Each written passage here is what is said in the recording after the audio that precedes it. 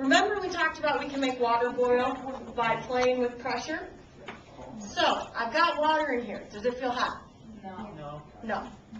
It's not boiling. Would we agree it's not boiling? All right. Now, what you need to do is you need to hold your syringe and pull the plunger back. As you pull the plunger back, you should notice what's going to start happening. How do you know water is boiling? You're not going to feel it. We're not doing anything with temperature. You see the bubbles. So you know that it's boiling when we decrease this pressure. It is very hard to do. Don't pull it all the way out. It requires a lot of force. School muscles. Okay? Pass it to your neighbor. In other words, someone else in your row. Let them play with it. It's not going to feel much warmer. Did we add heat? No. Remember, we can get it to boil irregardless of whether it's heat because we can manipulate it with pressure. If the water's boiling, what's the temperature? Sorry. Oh, why do they want it to be already boiling? That way, if your temperature is constant, you can estimate how long it takes you to cook the food. Can you reduce pressure when you're cooking at home? No. So all you can play with is temperature. So once you get the right temperature and it's boiling, then you can estimate how long it's going to take. I'm going to take a sip. I have to find out. It's a great question. Anybody need help? All right, you guys can keep passing those back. We have some questions to answer. You can keep passing them around. Don't get rid of them just yet. Do not break them. All right, was the water placed in the beaker syringe heated? No, I did not put it on a hot plate. I did not add heat to it. Number 2, if you increase, it tells you pressure is caused by molecule hitting the sides of the container. Pressure is caused by both how frequently and how intense they strike the surface. If you increase the volume, so if we give the molecules more space, will the molecules hit more frequently or less frequently? Less frequently. Meaning, what will happen to pressure? This is number 3.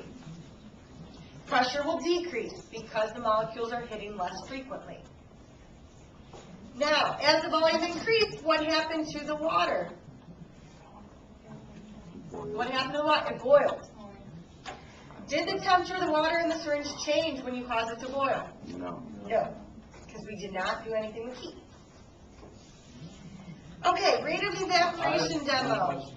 Yes, what's the If the question? water is boiling, wouldn't the temperature have to rise? That's kinetic energy.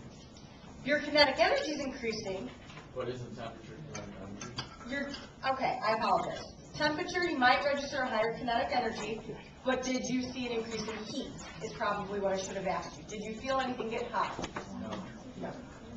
And it doesn't have to get hotter because it's not necessarily giving off any added heat to you. Let's go with that. Rate of evaporation. Now, I will need a few volunteers, and Mr. Regan's going to shoot the ceiling for right now, and then he'll zoom in on just the hands, so again, you will not be seeing my faces.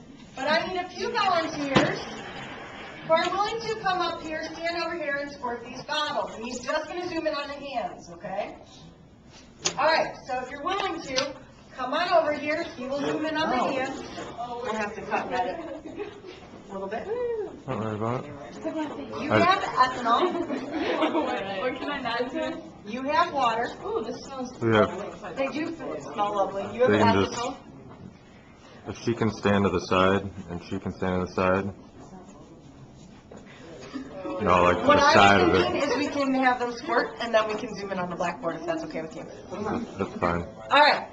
They will squirt at the same time, okay? And then we're going to zoom in on the camera. So, ladies, Wait, hold when on, you're hold on. done, ladies, hold on. When you're done, you're going to move off that way after you squeeze it. You're only going to squeeze it once, maybe twice if you don't get a good one.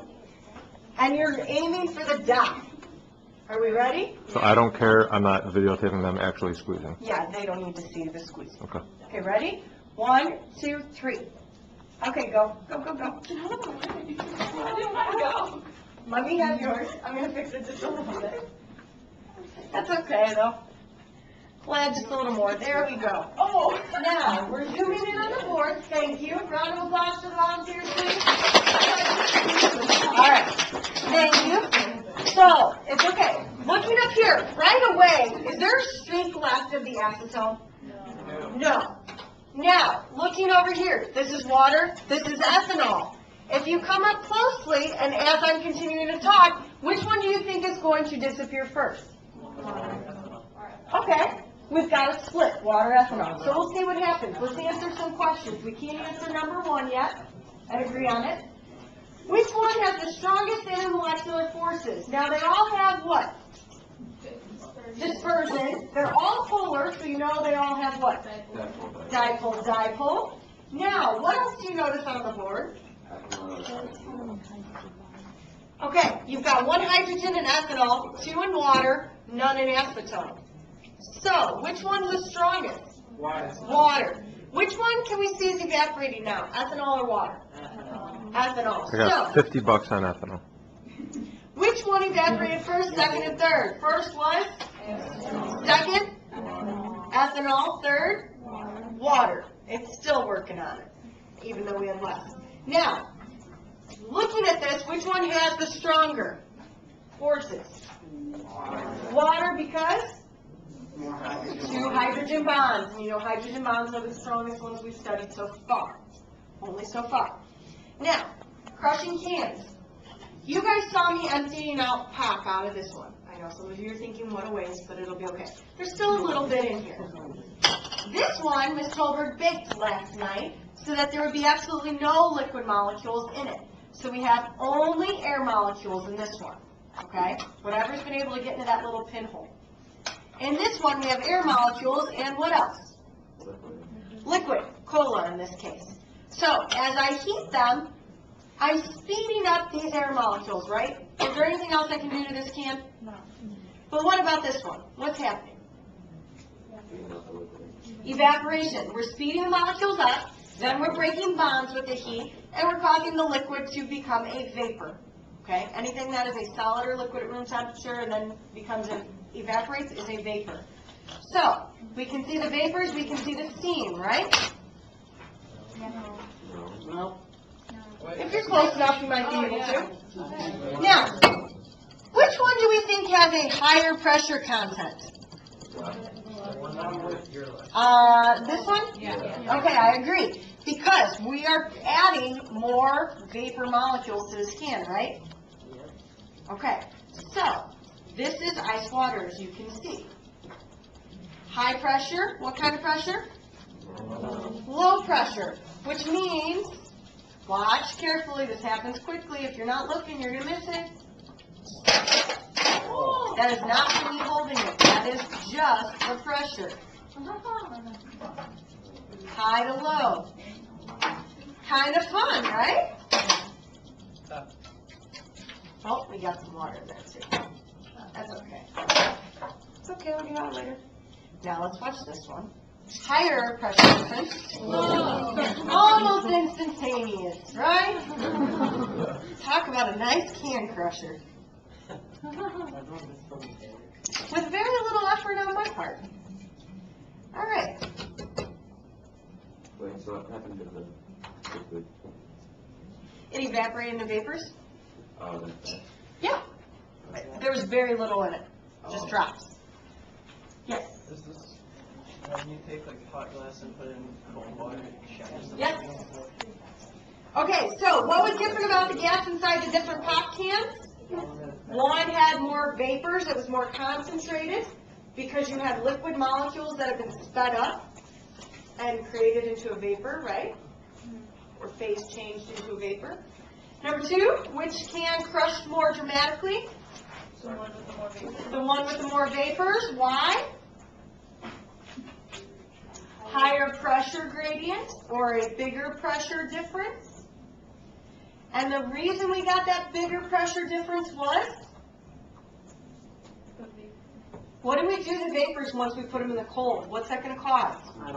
Cooling, which causes condensation, which means your vapor molecules are going from a vapor then to liquid, and you're going to see that much more dramatically, right? You had a higher pressure difference, and then also we are condensing molecules with this can. We had no molecules to really condense here, or not as many, I should say.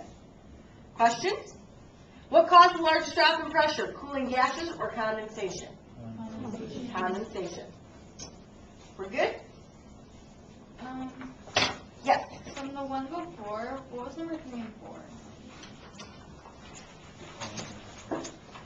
Acetone, water because it has 2 hydrogen bonds. Something about the hydrogen bonds, let me make very clear because we've drawn these structures out here for you nice and neat. To have hydrogen bonding, the hydrogen has to be bonded to oxygen. Yes, we have hydrogen and oxygen in this molecule, right? But are they bonded together? No. Okay?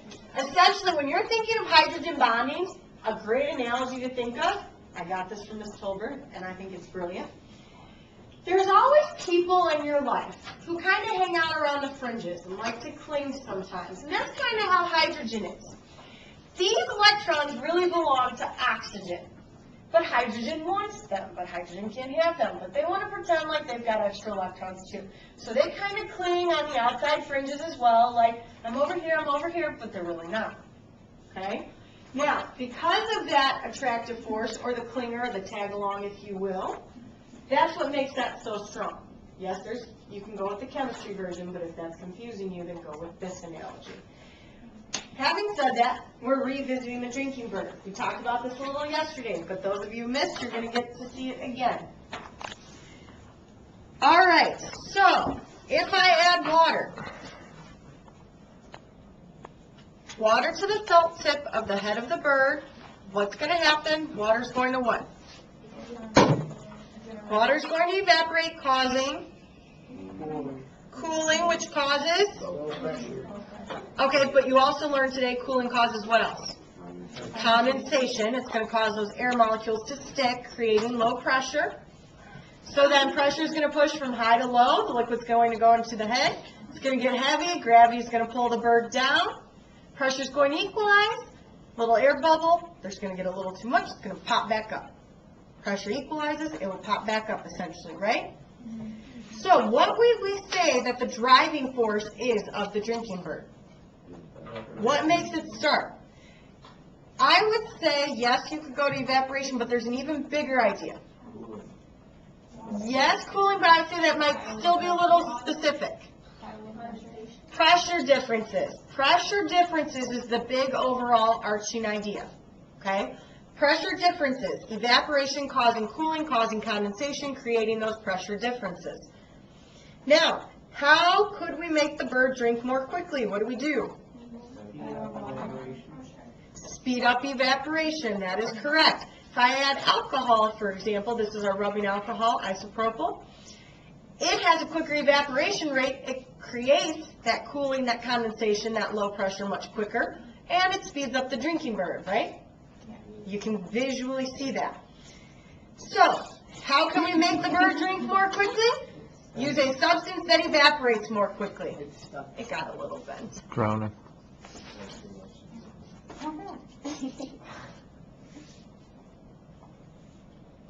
That's all right. All right, number 3. Would the bird drink if there was 100% relative humidity? Why not? There's no place for these molecules to evaporate to. If the atmosphere is full, they can't evaporate to the atmosphere, correct? Good. Is this a perpetual motion machine? What is a perpetual motion machine? Keeps going and going. Will this keep going indefinitely? No. Not unless you keep adding a substance to cause evaporation. Doesn't everything stop at one point unless you put it in like a vacuum container? Even then it can stop. So far, no such thing as a perpetual motion machine, right? Usually due to friction. In this case, it needs a stimulus or a catalyst, if you will, the substance we put on to cause evaporation, right? So why isn't it perpetual? Because, If I don't put anything on the bird, will the bird move? oh, So I need to constantly resupply the bird with a substance. Questions?